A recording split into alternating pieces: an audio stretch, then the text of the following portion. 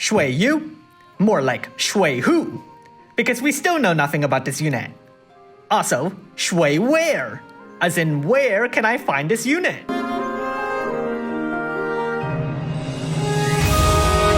Alright, let's do this once again.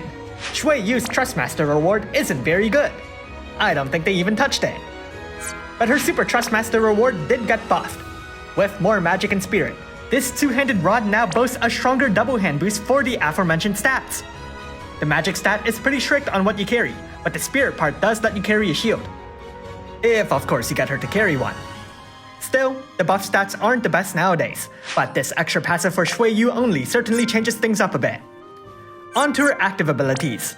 Elemental Power, Water, can be unlocked at EX plus 2. This ability will imbue water on one ally, and buff their water damage by 60%. But on the next turn, it'll automatically raise that buff to 80%. And on the turn after that, it rises to 100%.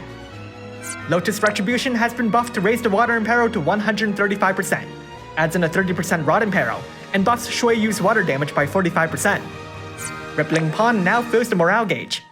However, everything else has been left the same, so this is an ability for 2 years ago.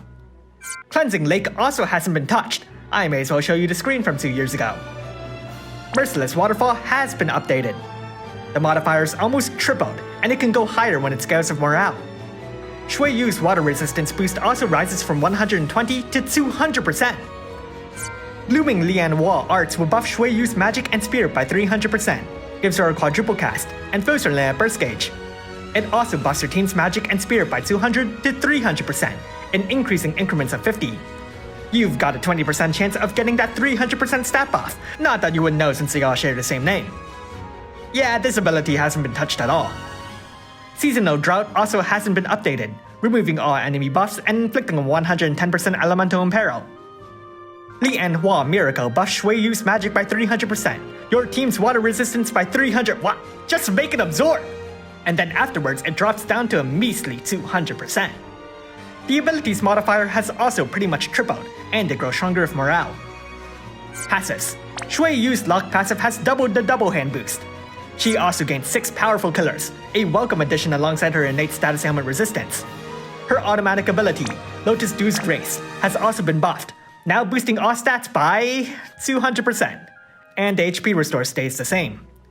That part of the ability sucks, but it has doubled her land burst damage boost and gives her half the cap to the chain link boost. Most impressively, the last 2 passives throw in that extra 1,500 magic each. At EX plus 2, she gets Warring Spirit.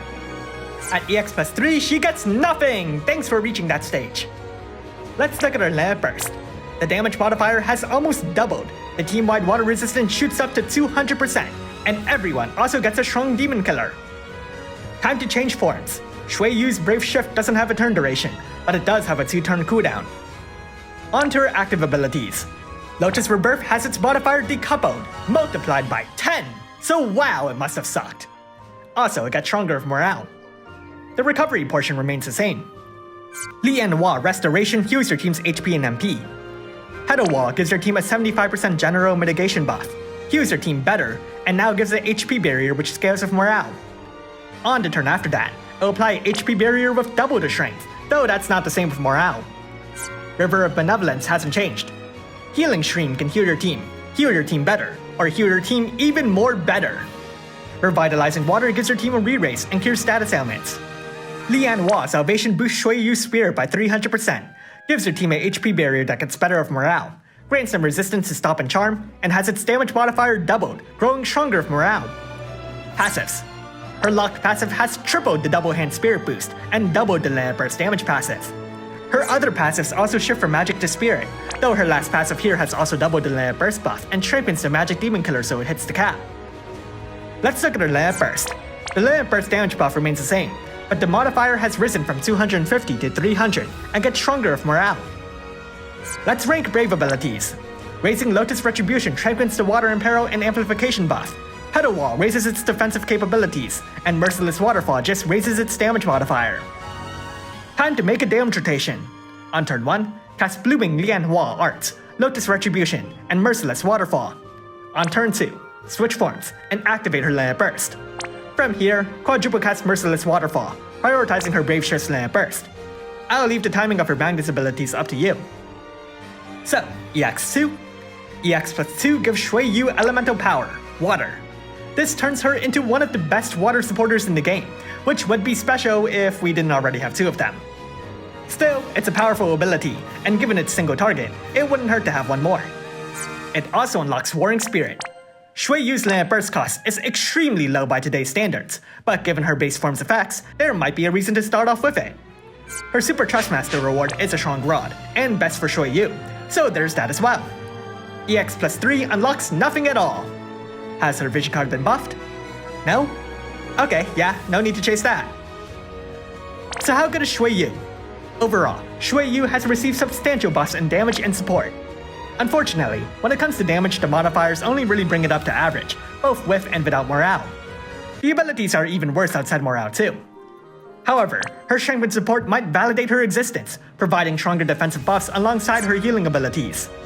At EX plus 2, you also get elemental power, providing stronger amplification buffs to go alongside her Neo Killers and Rod and Peril. Lastly, though her age is a disadvantage, it does have one unforeseen boon, a relatively low limit burst cost. The right team can let Shui Yu fire that off repeatedly, though it would have been nice if it was a bit better.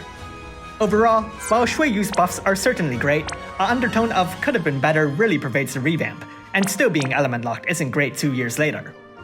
Thanks for watching, and if you like this video, leave a like and subscribe. Comment below if you summoned Shui Yu, or if you already had her, or if you managed to get her before the banner disappeared.